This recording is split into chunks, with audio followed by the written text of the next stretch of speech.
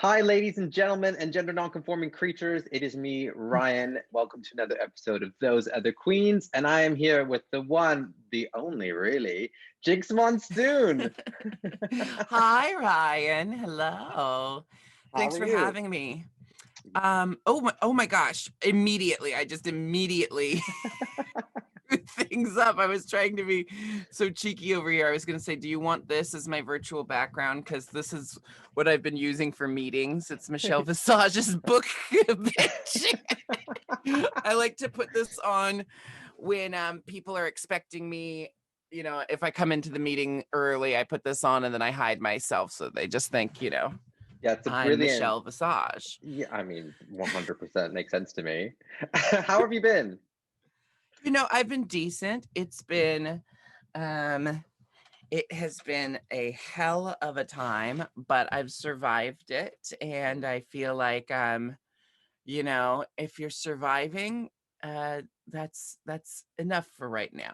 Absolutely. Honor your feelings, ebb and flow, which is I good. So won't go into we, the details. I mean, not All with a the fine-tooth various comb. hustles and side hustles I'm doing these days to keep myself Every, working and viable. the front hustle, back hustle, side hustle.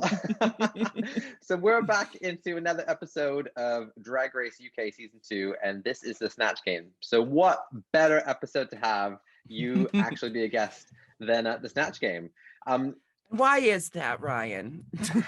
Probably because I honestly speaking, I think you probably made Snatch Game something worth winning. Up Ooh. until when you were in it, it was like, oh, okay, cool, yeah, we get it. But you came in with Little Edie, showed what a cult classic, how it can like perfectly fit into gay culture, and also add and educate. Like you set a precedent.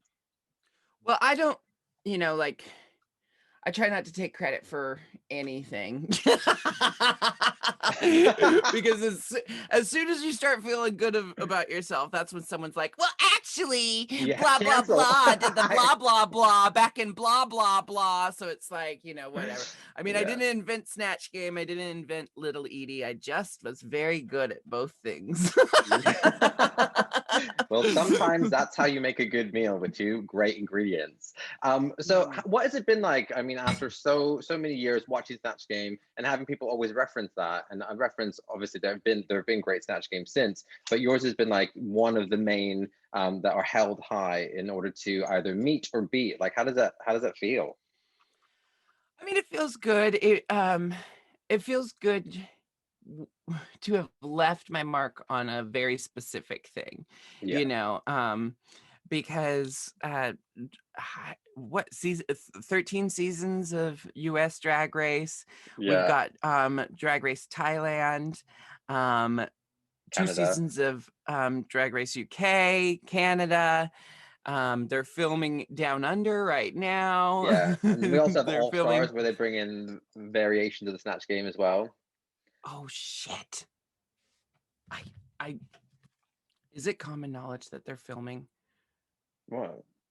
All Star 6. No, filming Drag Race Down Under. Yeah, yeah, yeah. They know. That's like Have you? common knowledge. Yeah, yeah. The world knows about this. Also, did you not see on Oh, I the on? guess if it went to Australian Parliament, did you Yeah, just see? Did you just see? That was like literally me in a nutshell. That yeah. was that was what goes on in my brain at all times, but I verbalized it this time. This is a very intimate look inside my psyche where I go, yeah, they're filming Drag Race Down Under. Oh shit! Oh shit! Oh my god, I'm gonna get sued. I did. Was I supposed to know that? And then of course it's all just because I'm out of touch that I don't know the answers Could to you imagine these. my COVID hobby like allows like one of the biggest drag race leaks of all time through Jinx? That's Can you I'm like imagine? print, publish, tag. So what are your views on Drag Race UK so far? Series 2. Okay, so I find that there's just this really high level of joy in Yeah. Drag Race UK. Especially, I've just been noticing a lot of joy in season 2. And there's the drama bits, and there's the catty retorts, and there's the, but but it just seems like they're all having a really good time, Mhm. and I think my favorite seasons of Drag Race are the ones where you can just feel the queens having a good time, like, through Yeah. the TV screen. And Yeah. I say, like, All Stars 2 was a really good example of that, Mhm. because these queens, there was that huge gap between All Stars 1 and All Stars 2, where they kind of revamped it and kind of, like, found new ways to make All Stars special. And Yeah. in that time, all the girls who were on All Stars 2 have been touring together and working together, and, like, Mm. there's this thing, there's just this, like, shared experience amongst Drag Race girls, especially a couple years after your season. Once you've been through the gauntlet, once you've been pushed through the sausage grinder of Yeah. the queer Oh, what a entertainment visual. industry. Oh, I said push through the sausage grinder and then fully fisted my wrist, but that's the most action I've had all COVID. um but that shared experience really bonds us. And it just, like, I'll do a gig with a girl, and I haven't seen her for 2 years, and I walk into the dressing room and it's like we saw each other last week, Yeah. because we just have that shared experience. And maybe it's like that for the UK queens too, because your country is so tiny. Absolutely. Yeah. I mean, that's why we've had these like little pockets that have separated, where you have the Scottish queens with the East London Mhm. queens, and then like the London queens. That makes perfect sense, and that's probably what I'm picking up on, is there's a Mm, similar energy in UK to the energy that you see in US All-Stars, mhm. because these girls know each other, in a much more intimate and, much more authentic way.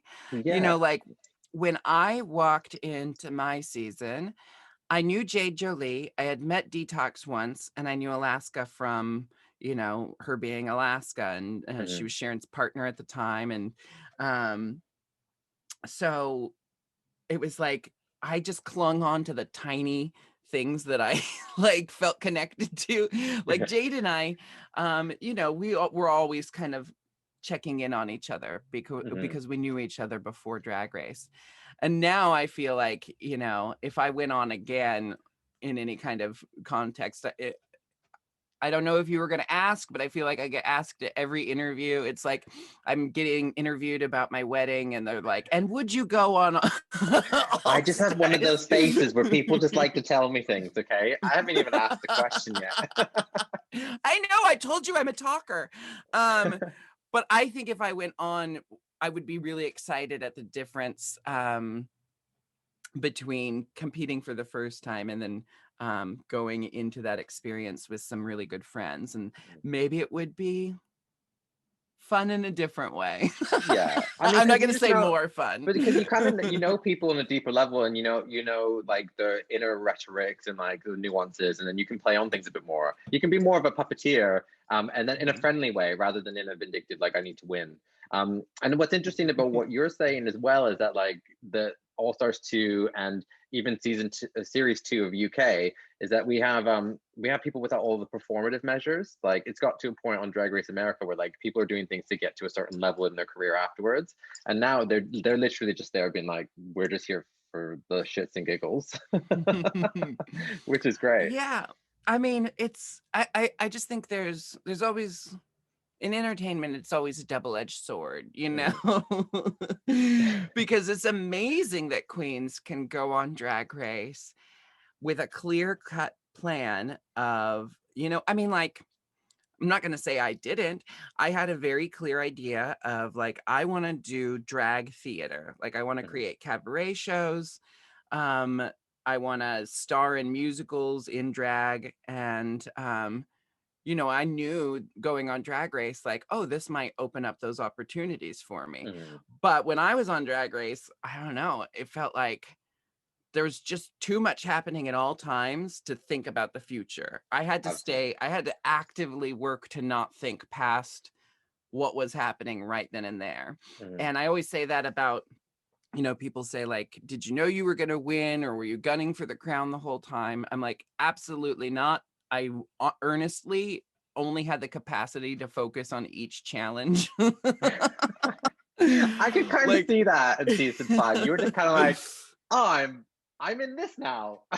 it was this, it's crazy because, I felt so shell-shocked the whole time I was there because it was so different from anything I had ever done in my career before. And at the same time, I feel like I had been preparing for it my whole life. Like I knew first chance I get to be on TV, I'm going to go for it. Of course. And you prepare yourself, I think, to an extent, but you can't really prepare yourself for what it actually feels like when you're doing it.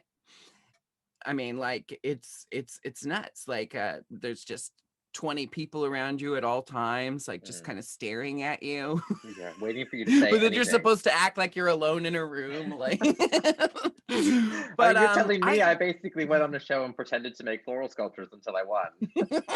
That's right, because you and Andrew weren't floral sculptists before Big Flower Fight, right? You're visual artists. I literally who hadn't yet worked with flowers, right? I asked someone what succateurs were, and they were like, "That's how you cut the plants." And I was like, "Oh my god, this is so embarrassing."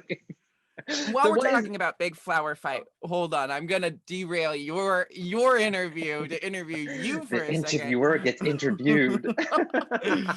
I just really loved Big Flower Fight. I watched it all in like 2 days. I really like joyful entertainment. I mean, I watch everything horrible too, like I've watched every last like intense superhero drama this year. We'll get into those recommendations later. But I really like shows that just feel joyful, and even though someone gets home and gets sent home and has their dreams crushed, they still seem to enjoy the whole experience. And I really just it was one of those moments. No, it was one of those moments where we were just making sculptures, and then at the end of it we're like, okay, who do we want to have around in the last episode? Because they were all as good. They were all great.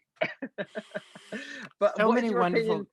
What is your opinion in comparing season 13 and series 2 of UK? Like, because they're one of the only times that we have Drag Race overlapping at the same time. What is JINKX's opinion on that? My opinion is I can't keep it all straight. Yeah. I'll tune into UK Drag Race and be like, where's Candy Muse? Did she get eliminated? Oh wait, she's American. Yeah. So yeah, I guess it's a bit of a mind F. Yeah, no, totally. PG, can I say fuck? Yeah, completely. You can fuck all you want. No, it's I love it. I love it actually. It's just fun to compare and contrast, and they're such unique flavors. It's not like chocolate and vanilla. It's like pistachio and lavender. Are those similar? No, I'm saying they're opposite. They're not even opposite. They're just, you can't compare pistachio and lavender at all. Imitation behavior just to get through that.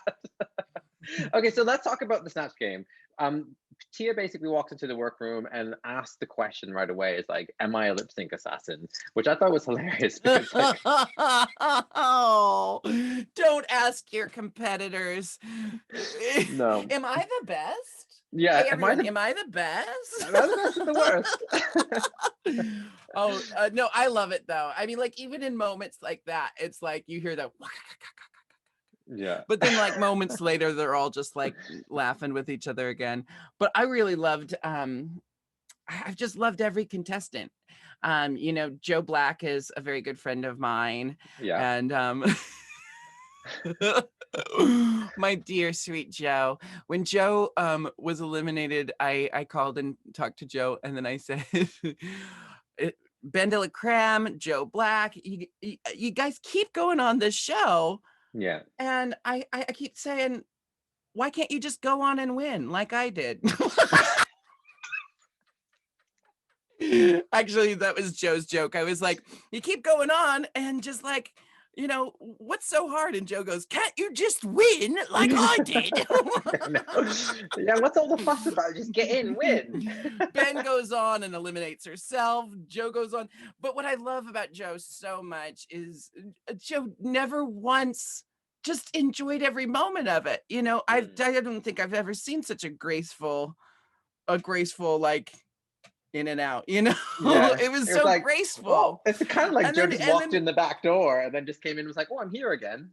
but Joe's attitude and like joy and gracefulness just made it seem like, that's all right. I'm just happy to be here and I'm gonna head on back out and thank you, Rue. Thank you, everybody.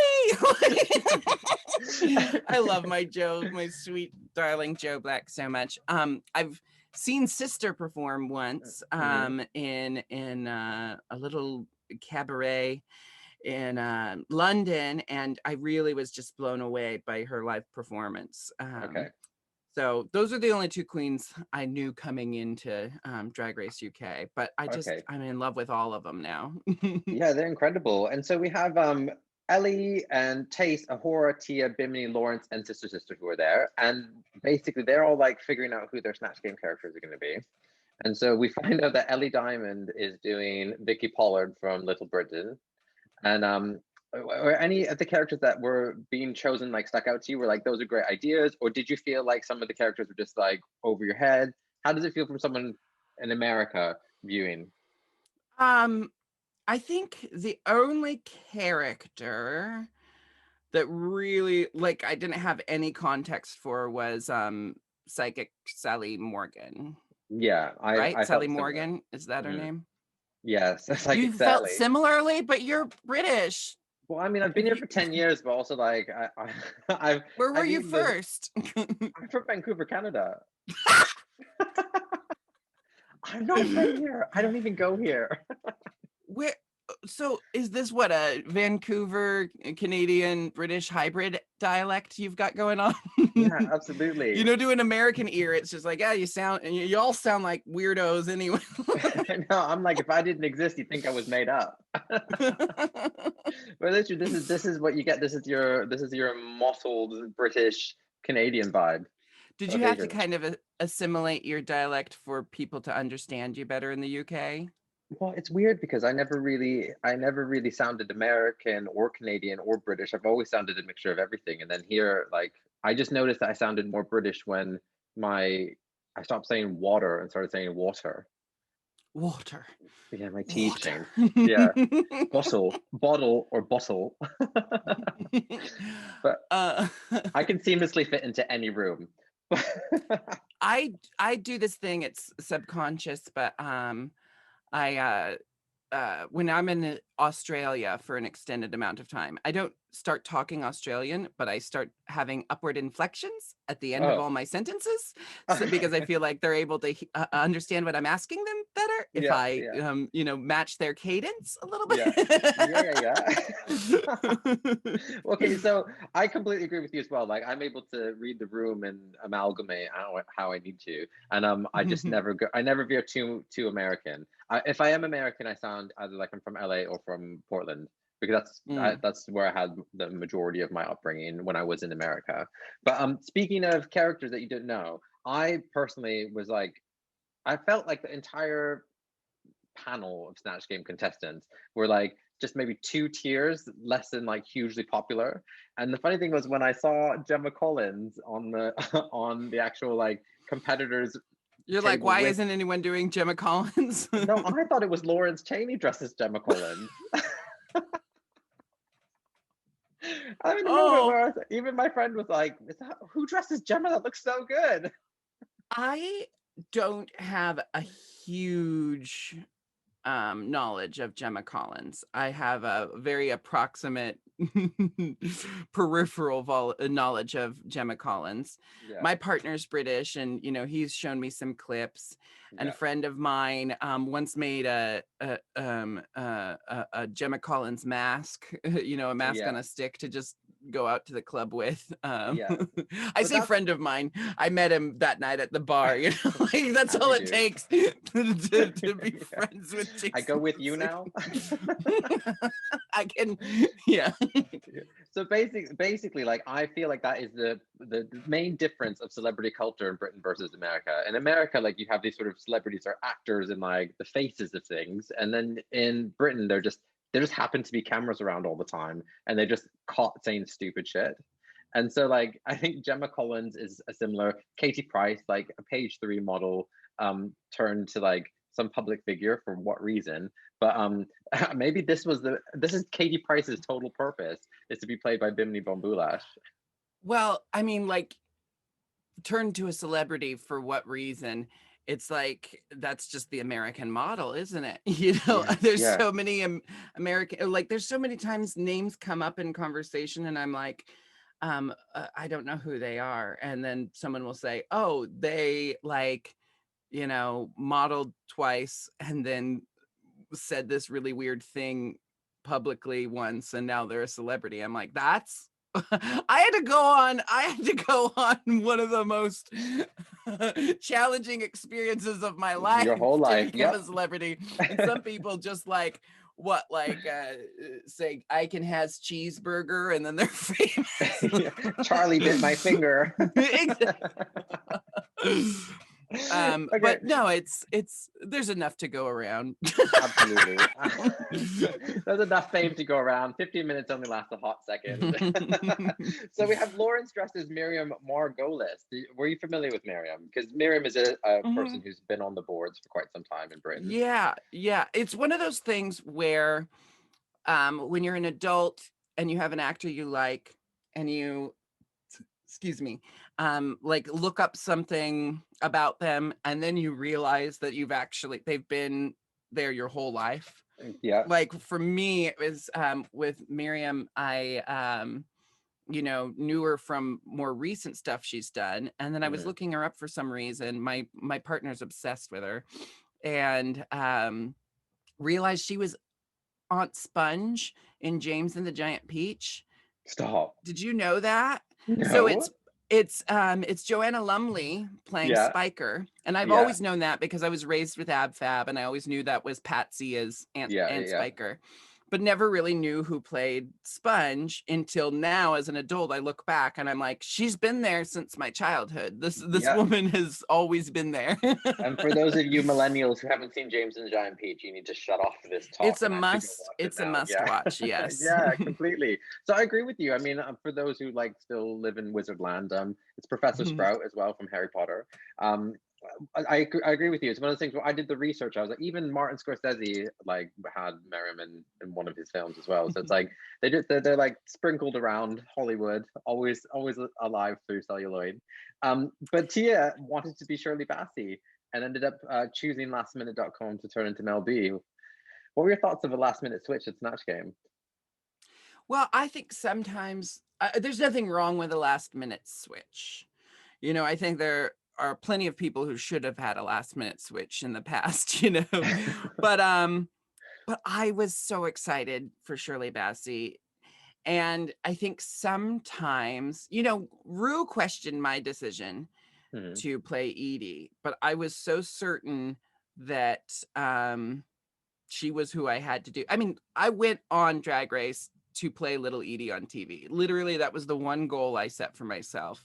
Brilliant. So I said, if you make it to Snatch Game and you play Little Edie, then no matter when you get eliminated, you will have done what you went on there to do. Because I was so obsessed with Little Edie and the musical and all the movies and all the footage. And it was such a big part of my life at that moment that I was like, this is what I'm going to go on for this express purpose, you know? So I was so convicted that there was no talking me out of it. And I wonder if just, you know, sometimes there's just not the same level of conviction there. But I think that just goes to say that, like, you know, Snatch Game isn't everyone's fort, but but I think when you know something's coming like Snatch Game, you have to be very convicted in who you're going to play, so that when Rue inevitably asks you, do you think that's a good idea? You say yes. And when Rue was like, there's not really anything else to play but her grandness. And I'm like, why would that be a terrible thing to play? You know, telling a drag queen, I don't know, she's a little grand. Yeah. But I mean, for Tia's like a natural comedian, like can play to anyone's conversation, and we see it like in the critiques. And it was a situation where when I was watching Mel Beat, and believe me, I'm a huge Tia fan. I message Tia all the time, telling them how fantastic they are, because I think nudes. yeah, and they 100%. I mean, they don't even need to ask. It's like the first thing I do. But it's just, I really just respect someone who can not only be mediocre on a show but carry it as well. Like that takes a whole lot of confidence and ability. It's like to not even like after having a 7 that's what I'm month saying. It's like, how could I be upset with Joe going in and out if they do it in such an entertaining way? You know, it's like everyone who's been eliminated thus far on UK Drag Race, they still like, they left with a smile on their face, and they left with a witty line when I guess we're not there yet, but I loved Tia's. Oh God, spoilers. I know everyone's watched already, but everyone's watched it already. Yeah, that's why this needs to come out ASAP. But no, you're right. Like Tia's like, are you sure? first questioning it, and then saying RuPaul ordered her coffee to go. Now I love wordplay. I love wordplay, and that joke works on 2 levels, because it's the literal RuPaul ordered Tia coffee to leave the stage, but then there's also the, you know, there's the pun of just like ordering your coffee to go. So Tia, I think that's my new favorite exit line. It just beat Miss Vanjie. Nah, never mind. Nothing can beat Miss Vanjie. That is just pure genius, like happening on the spot. Like that is the theater magic. Who decides to walk backwards and repeat their last name orgasmically? I mean, yeah, and honorable mention for exit lines goes to Alyssa Edwards, who had never once said the word deuces throughout the entire season, but then gets eliminated and goes, deuces! Like, as if that's her catchphrase. Oh my God. Speaking of lines that like are completely memorable, one of the reasons I got hooked on Drag Race was one of your lines on season 5, because I watched it like on and off, like season 1 through 4, and you were standing there and Michelle said, we need to talk about your hair, and you just looked and said, I was teasing it, and then it got pissed off. I tried to tease it, but I just pissed it off. Yeah. That is one of those, and I have to say, you know, there are a lot of things that just exist within the drag community. Like we all have the joke, we've all heard the joke, she's so skinny, someone tip her a cheeseburger. Yeah.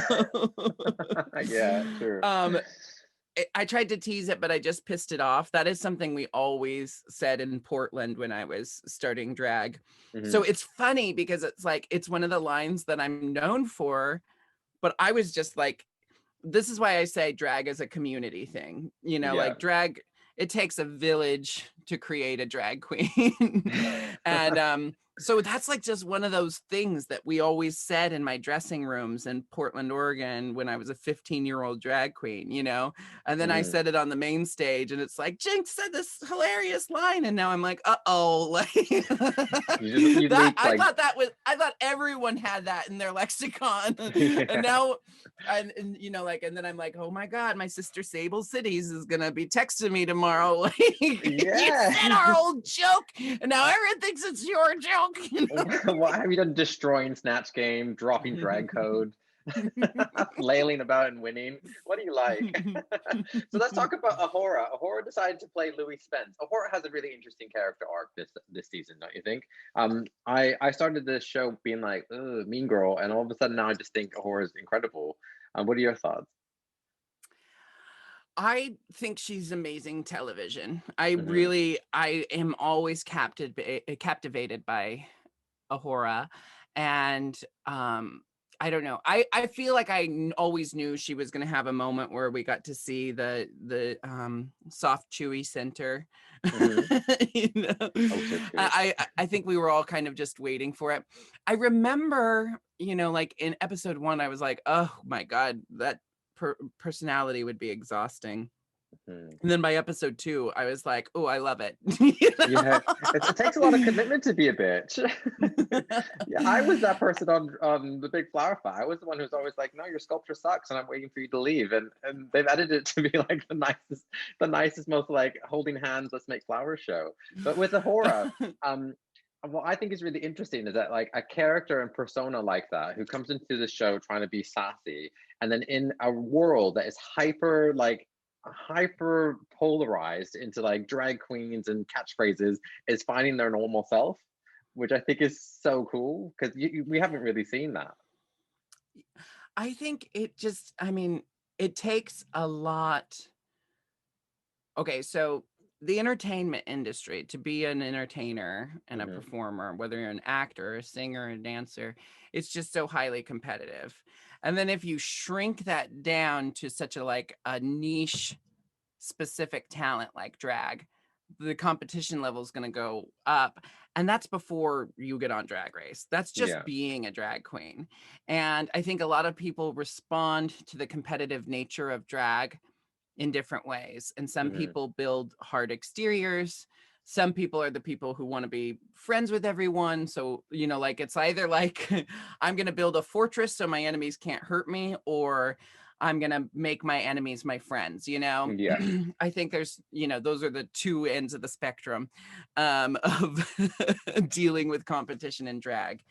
So it's like, you know, we've seen other queens before who have kind of a tough exterior as a result of just, you know, being a drag queen wherever they do drag.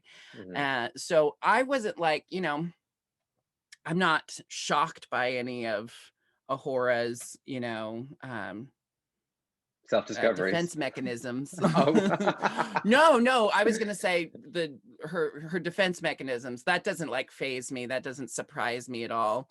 Mm. But it's so funny that like talking about playing a character on Snatch Game was something that like cracked that shell and Mm. and But and let the we light saw a shine little through. we saw a breadcrumb of this in earlier in the season where like people were asking Ahura out of drag and out of character, like how they're going to commit, and they were realizing the almost astral projection of themselves. They're like, I can't actually talk about it until I'm in that outfit.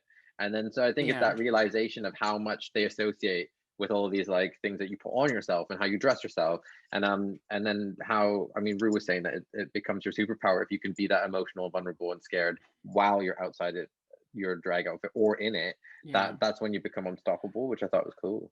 Yeah, I mean, I will say that it feels like I experienced that after my time on Drag Race and the Hmm. experiences I've had since Drag Race. Because before Drag Race, well, first of all, I you know, wasn't publicly identifying as non-binary. I had yet Hmm. to fully embrace like my truth Hmm. about my own self-expression, my own gender expression. And it was very compartmentalized in my life before Drag Race. There's Jarek Hoffer, the Hmm. actor who has a day job and lives a muggle life. And then there's JINKX Monsoon, that bitch. And and I would, you know, I would go as far as to getting in full drag at my house Hmm. and then go to my shows in full drag Hmm. and then spend 2 hours in the dressing room while everyone was getting ready. I'd just be sitting there in full drag having conversations and stuff because I liked to show up as JINKX and leave as JINKX. Yeah. So that not that night the only person you interacted with was JINKX. And I Yeah. really compartmentalized it that way. Drag Race tore that all down for me because Hmm. JINKX and Jarek got fused thanks to television. Hmm. And at first that kind of like stressed me out. Hmm. And then sooner or later, I realized that I can bring elements of JINKX into my day-to-day life, Yeah. and I can be my authentic self while fully in drag, you know? And the two things kind of fused. And then I came out as non-binary, and that changed a lot of things for me because I suddenly didn't have any anxiety about dressing and expressing myself the way that I truly feel. Hmm. And then drag stopped being somewhere where I had to store that part of myself.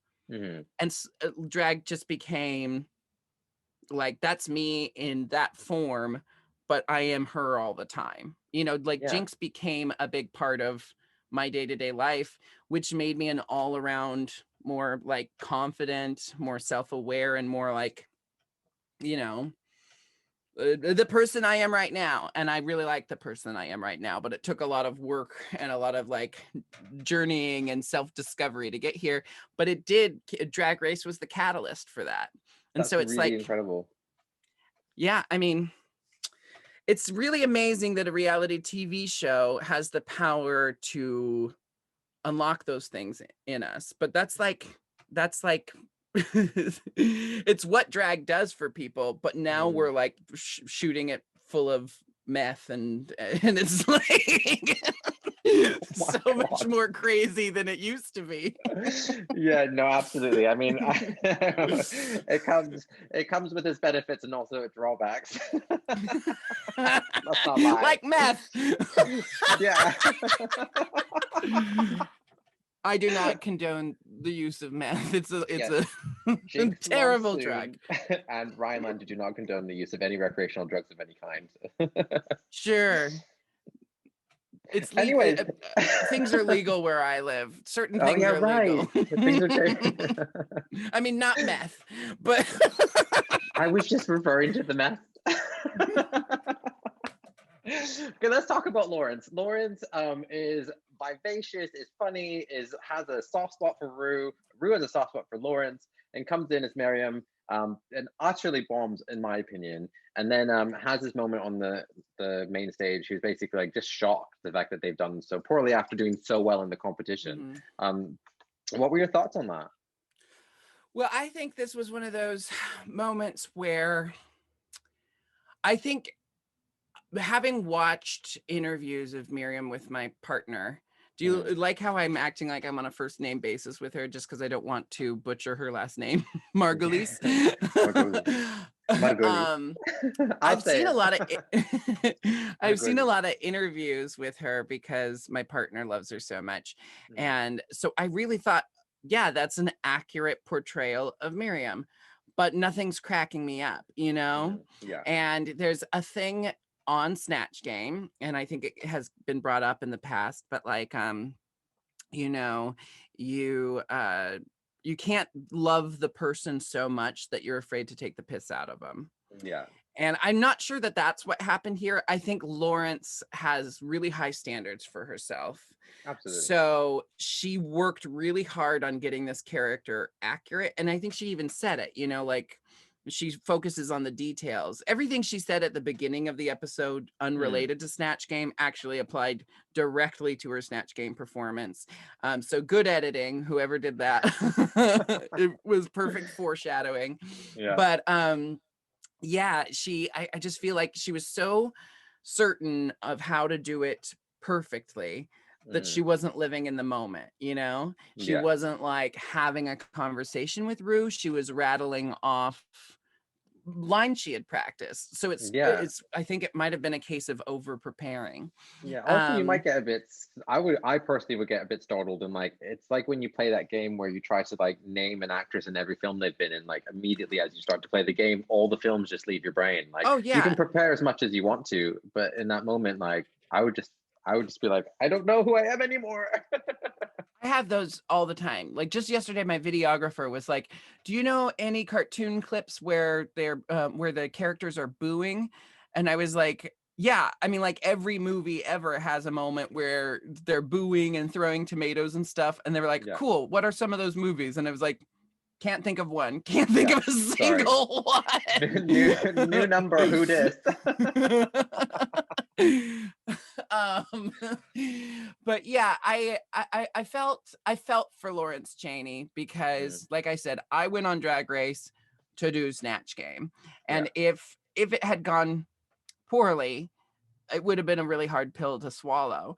And I don't know. I think I mean, I think Snatch Game has become really a checkpoint, a turning point Yeah. in every season, you know, because it has the reputation it does.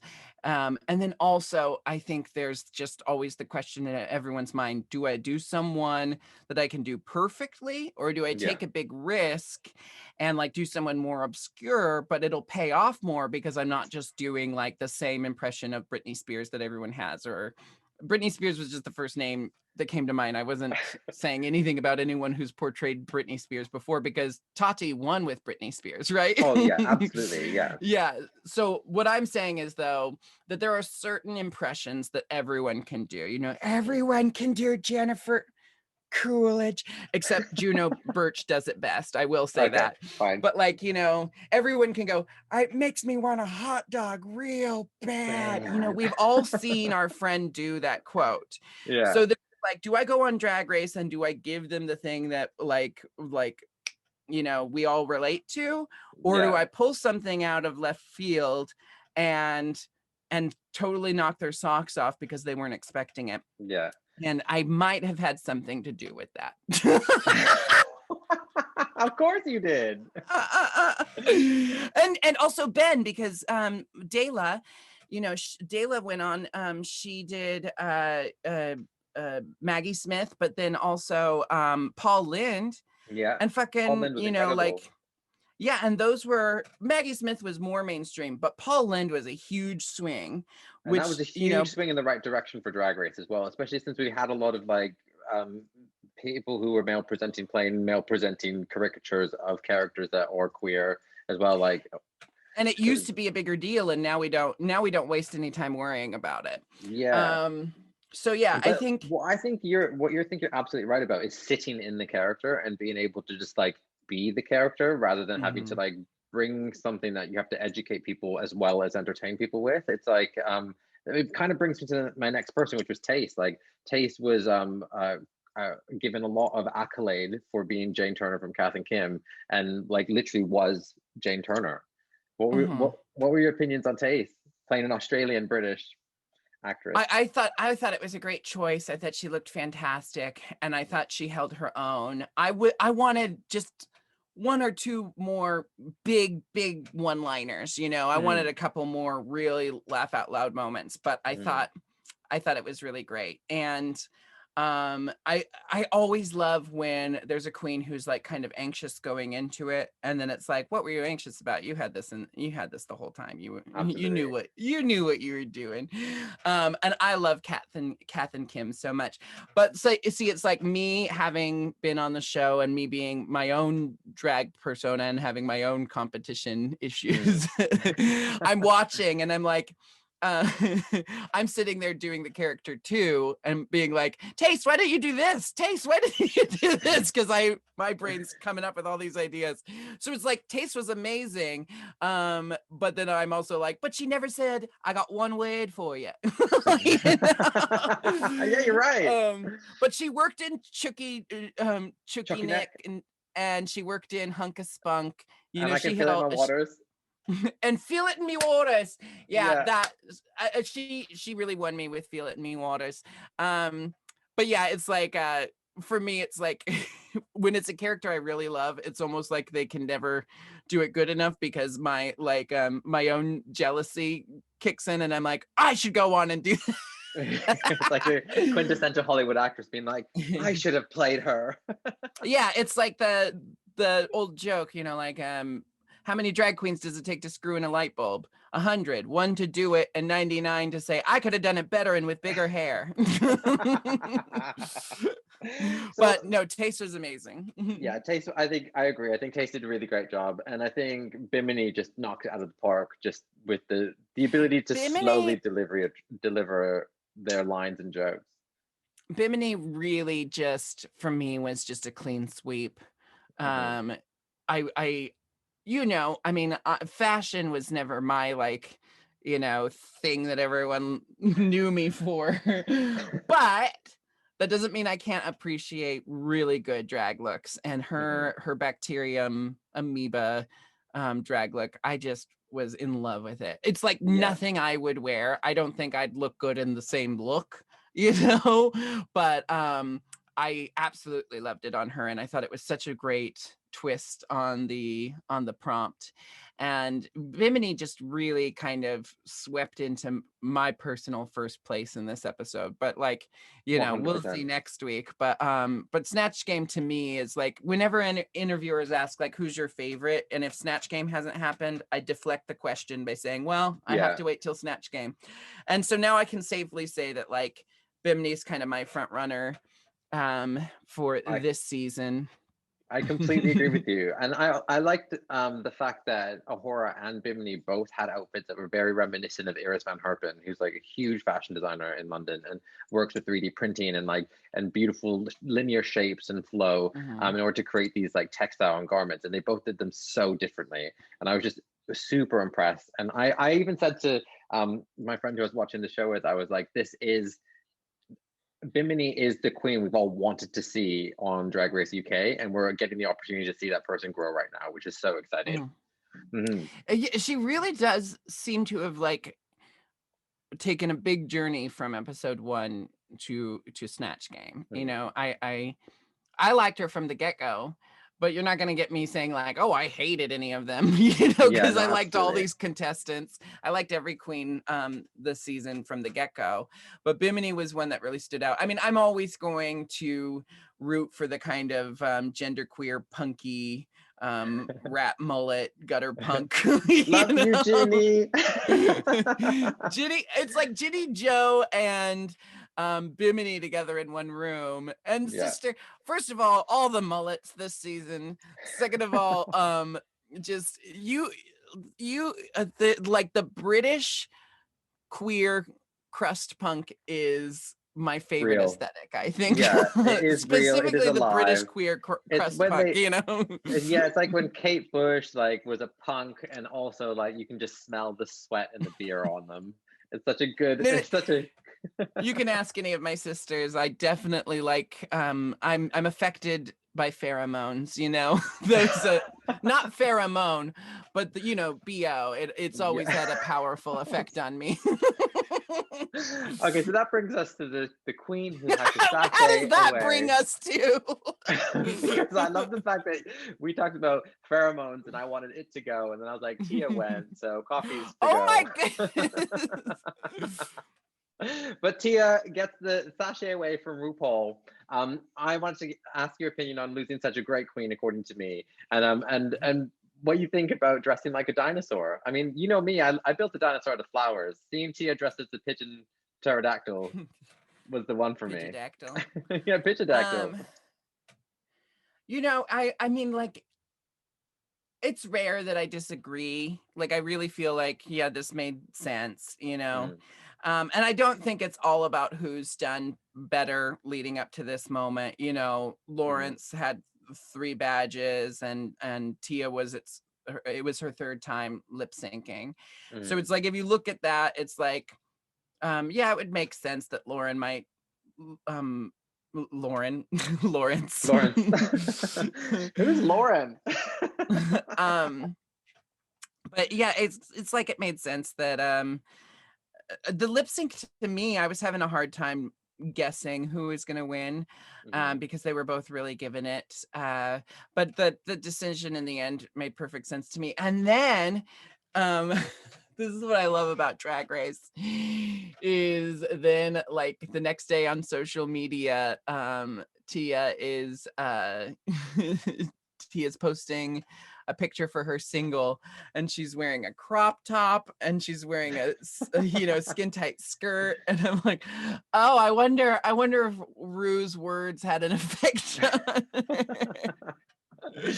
Well, I mean, everyone goes through their own journey of transformation when they have that much time to hit the press. Well, it's also just like, you know, it's all about finding what's the 100% of you, you know. Like Rue kept focusing on like showing off your body, but I think that was like the language they were using to say, like, find what actually shows you off in a way that gives you the confidence and tells your audience the story you want them to hear, you know. I don't think Tia needed to show more skin, or needed to be cinched, or needed to like always be showing off how thin she is. But it's one of those things where it's like, I think Rue, I don't know if it aired, but Rue said something to me at one point, and Michelle as well, where it was like they were questioning my aesthetic and kind of trying to learn more about why I choose the fashion I choose. And I was like, well, Jinx is meant to be kind of tacky and kind of out of the loop and like doesn't really know current fashion things. I mean, that's based off of my truth, but like it's also a character trait that I chose for Jinx, you know? And they said, well, if you're gonna do that, do the 100% version of that. Like that's what drag is. Yeah. It's not about always being sexy or always being funny. It's about figuring out what story you want to tell and then tell that story as clearly and as effectively as possible. So it's like for Jinx, she's this boozy, you know, anachronistic MILF character. How do I do that at 100%? You know, how do I stay true to the character I created, but also take it to the drag level? And I think that was the biggest lesson I learned from Drag Race. So I don't think Tia needs to be walking around naked, like she said all the time, to like be Tia Coffee. But maybe she walks around naked once, sees what that feels like, and then goes, oh, now I know how to dress as though I'm naked. Yeah. And then she could wear a freaking caftan muumuu and she'd you know, be set because she's has the experience of walking around naked. So do what everyone wants you to do once and then do once and see what you learn from it. Well, it's not do what everyone wants you to do, but it's like if it's someone who like possibly has some really good advice for you, give it a try. You know, absolutely. In acting school, it was like, you know, teachers would ask us to do really weird things, but you give it a try. And even though that suggestion might not work, you learn something from it that you can apply to something that does work, you know? Yeah, and eventually in the future, you might find yourself using it as a tool when you least expect it as well. So like, yeah, so that's actually really good advice. Listen up, all you drag queens. Well, Jinx, thank you so much for joining us on this episode. It's a long one, Ryan. but you gave some really deep. Oh my gosh, how long has it been? Oh, I don't know. I might edit it, but I don't care. Maybe it'll be the director's cut. I'm sure it'll be seamless.